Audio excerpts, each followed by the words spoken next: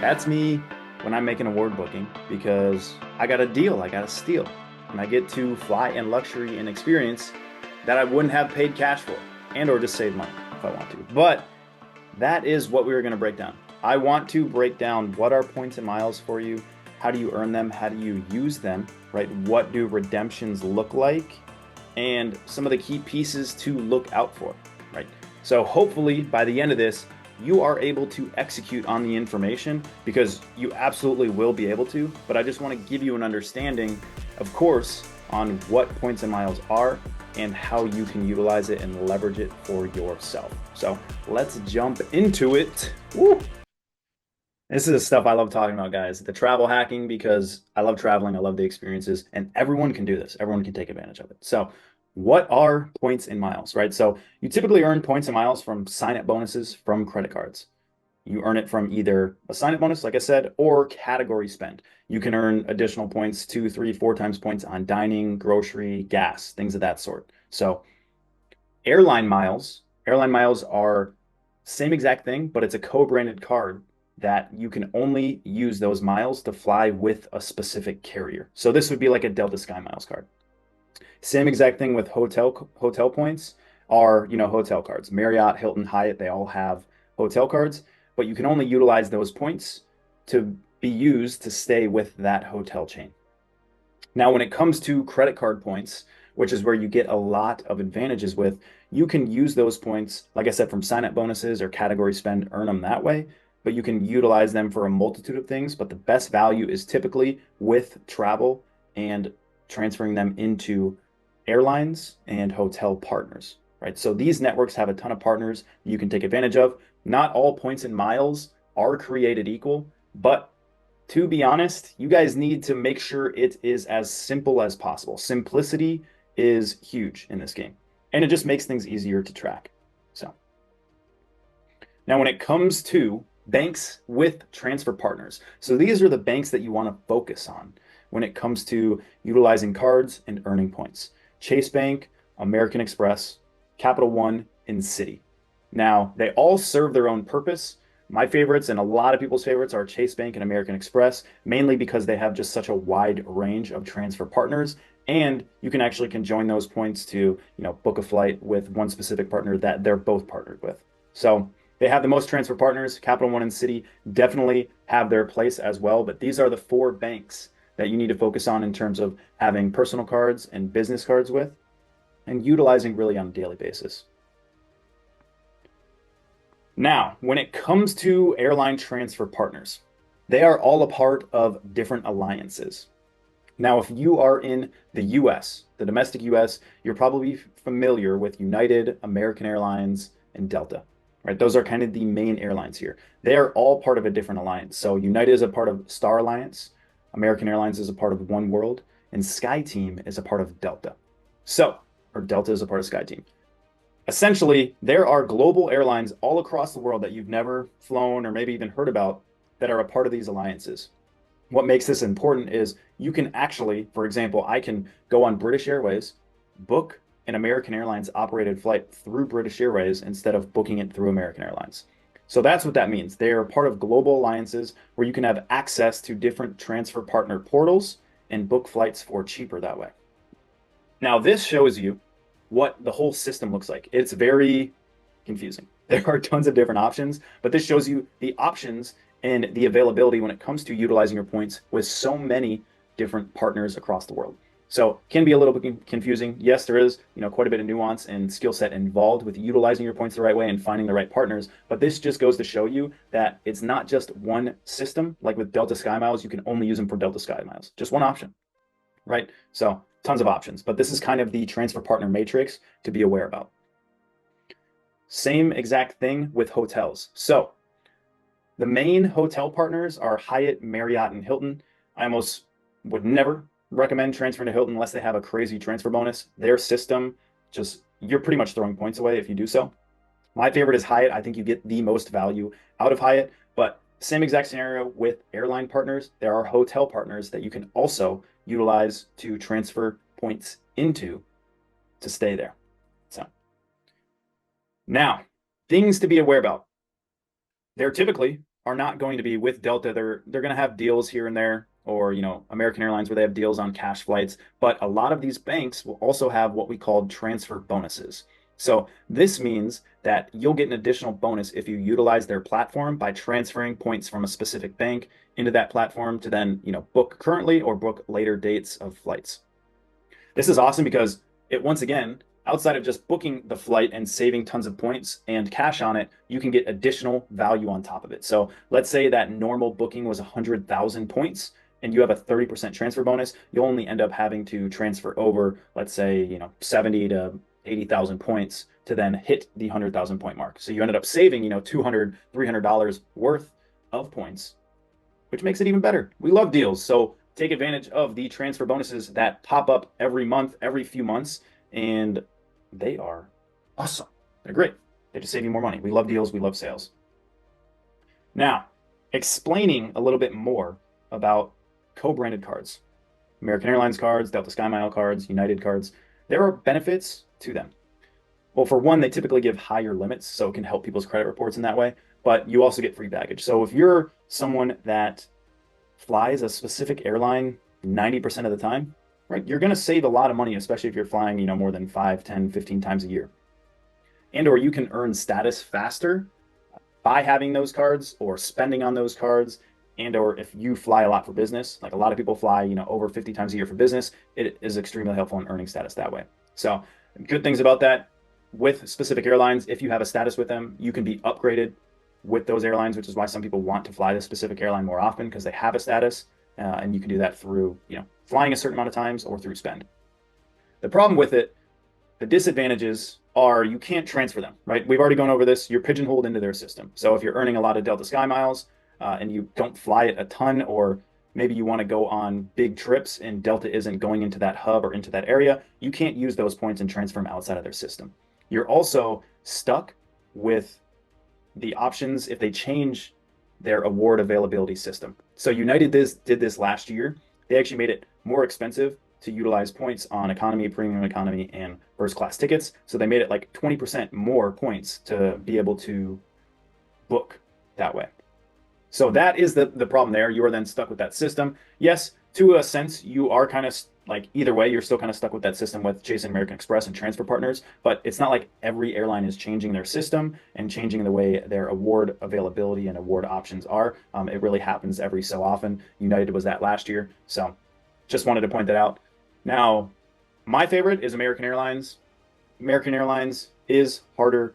Like the points are more valuable because it's kind of harder to earn points with American Airlines in a way, but they have the best partners in terms of Japan Airlines and Qatar. These are like first class, business class, like very luxury airlines to fly with, and you can get amazing awards through American Airlines. So that's why I like AA.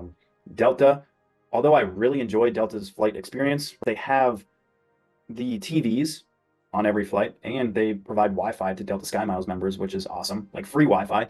But they have the worst award availability. It's hard to find award availability sometimes with Delta, and they have the worst value in terms of their own system. Like Delta charges crazy amounts of SkyMiles to be able to fly with them, and it's really annoying.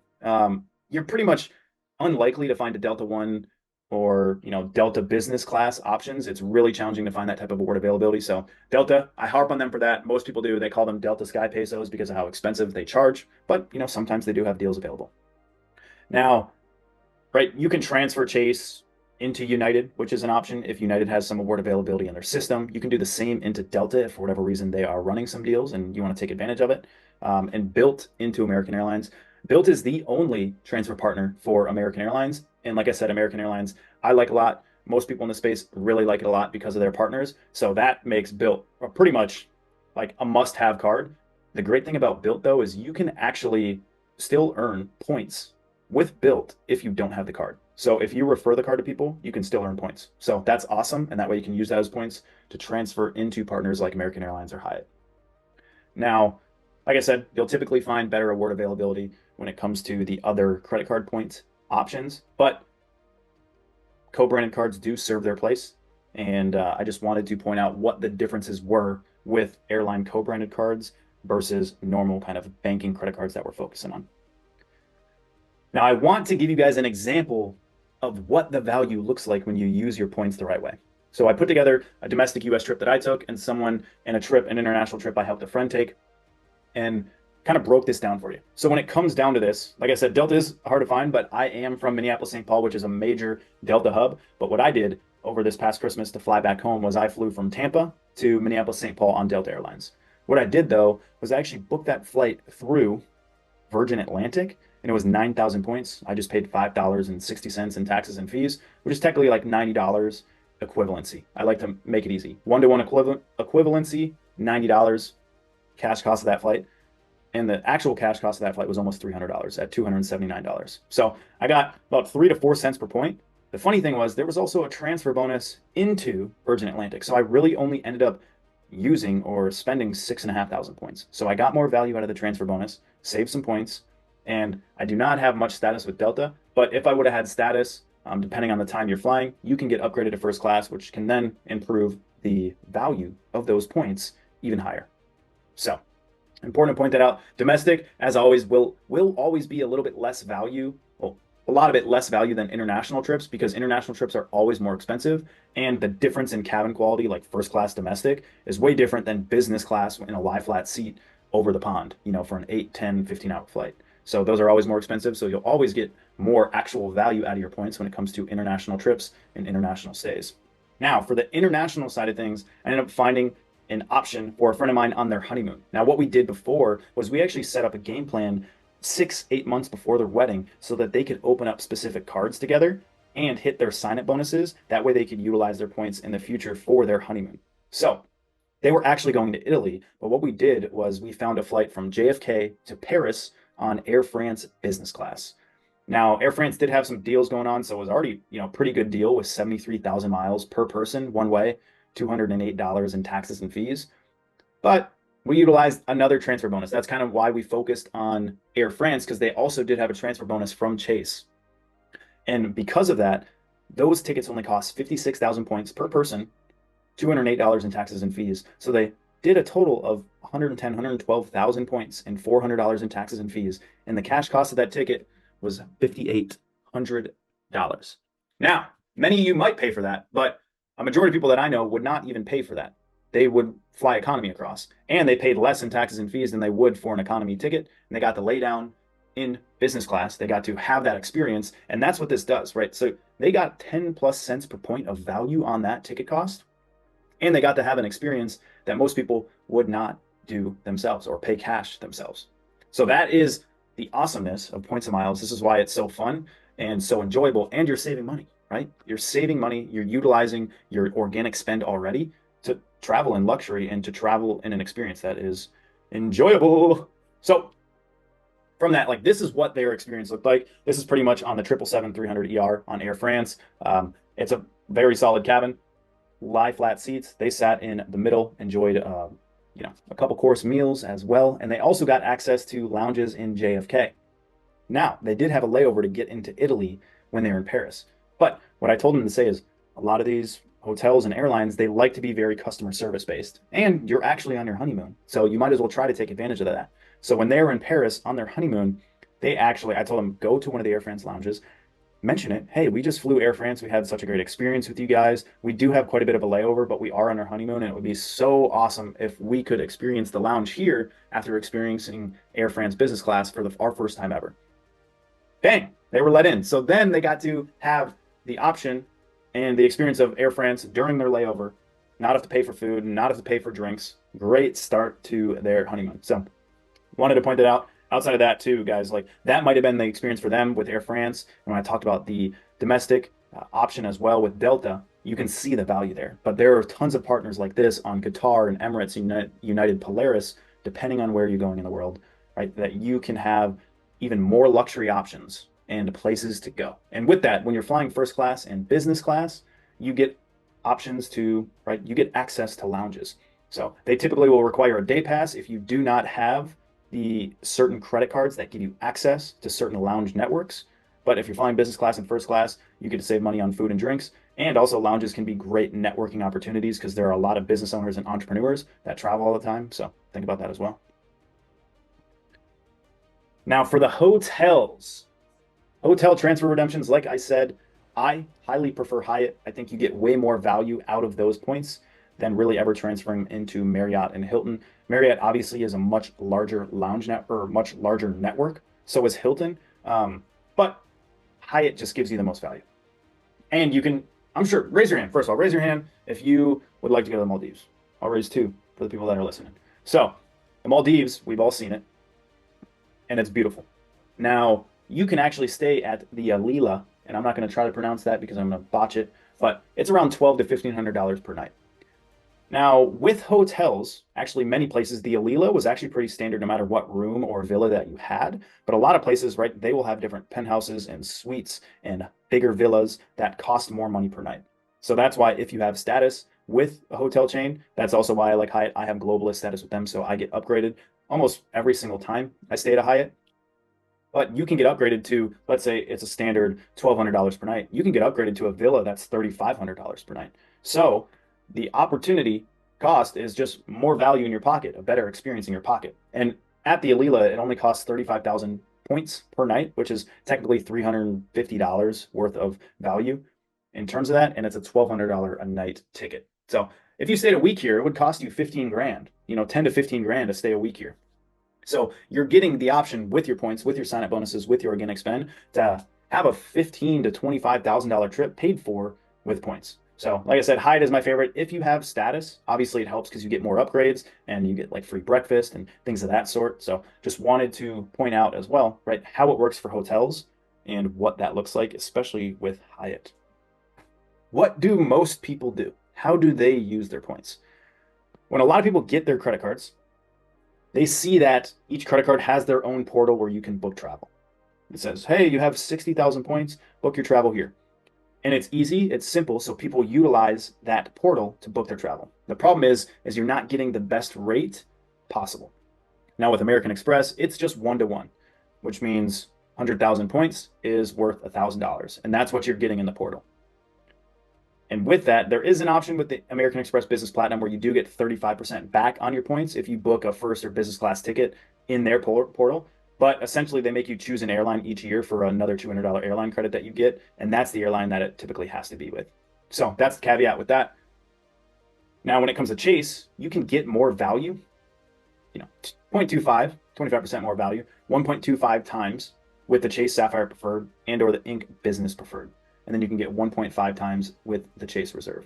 Now, one thing to recognize is that you could have Chase Freedom cards, but you actually can't transfer those points unless you have a Sapphire Preferred or the Inc. Business Preferred. So these are cards for you to even get in the game that you need to have. But the good thing about the Chase Sapphire Preferred, it's honestly my favorite starter card for anyone. It's a low annual fee, and they typically give you a 10K plus limit on it, so it really helps you report in terms of limits. If you were to utilize these travel portals for yourself instead of transferring, basically the redemption looks like this. I'm going to do an international one. I'm not going to explain the domestic one because it's pretty obvious on the screen that you can do that. But with the international one, right, if you were to book a $5,000 business class ticket, that would cost 500,000 points in the American Express portal.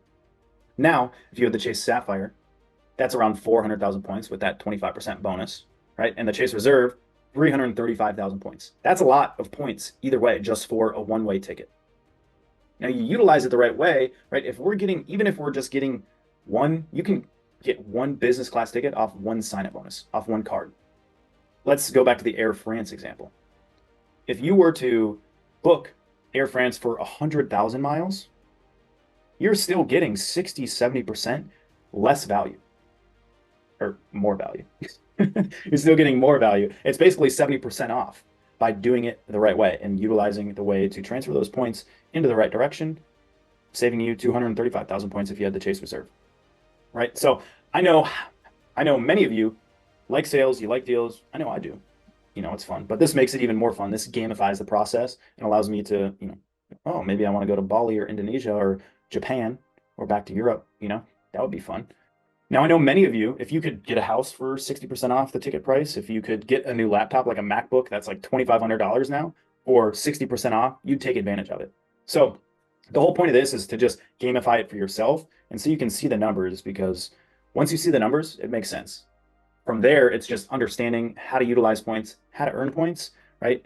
And where to do it for the best redemptions for you and your travels. So that pretty much Drops the sauce for you guys. Many of you could straight up, if you have points and you already have access to some of these cards, you could absolutely just start executing on this and learning and looking in different platforms and different partners, because that should give you an entire blueprint to start looking at what's available. If you have some upcoming travels, right, look to see if you can find some options. The standard kind of deviation of what's a good value and what you should use your points at is 2 times the value, right? 2 times the value, you want 2 times the value of your points. If it's less, it's just better off to pay cash, mainly because you don't want to waste those points, because there will be deals in the future that you can take advantage of that are even more than that. So don't waste your points that way. Just pay cash if it's less. 2 times the value standard. You can get crazy 5, 10 times the value, especially even higher with international stuff. But as always, I'm always going to say, especially with personal cards, remember you always want to pay off your credit card in full.